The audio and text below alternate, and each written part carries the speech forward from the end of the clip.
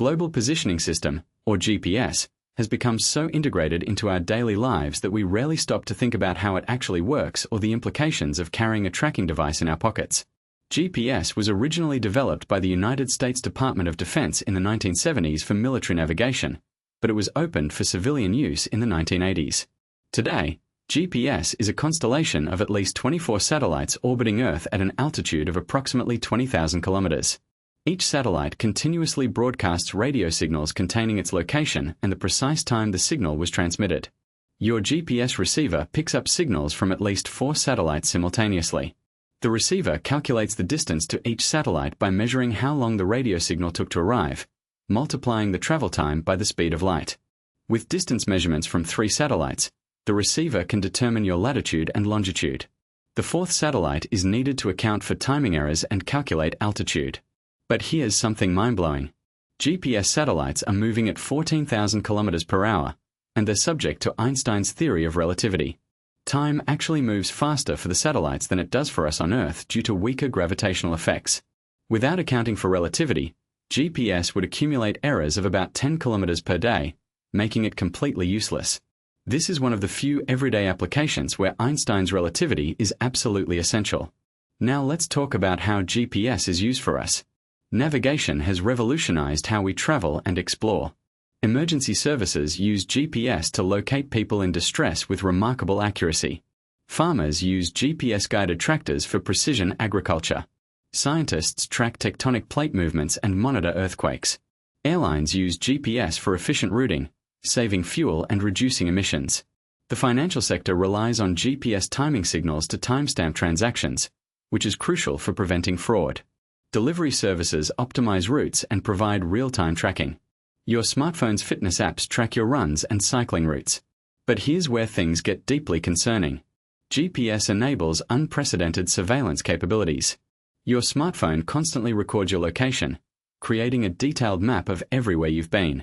Tech companies like Google and Apple collect this data, and this information is incredibly valuable. In 2018, it was revealed that Google was tracking Android users' locations even when location services were turned off. Apps often request location permissions they don't really need, harvesting data to build detailed profiles of your behavior and habits.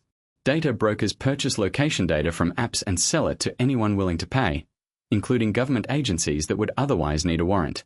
Law enforcement agencies use geofence warrants to identify everyone who was near a crime scene, treating innocent people as potential suspects.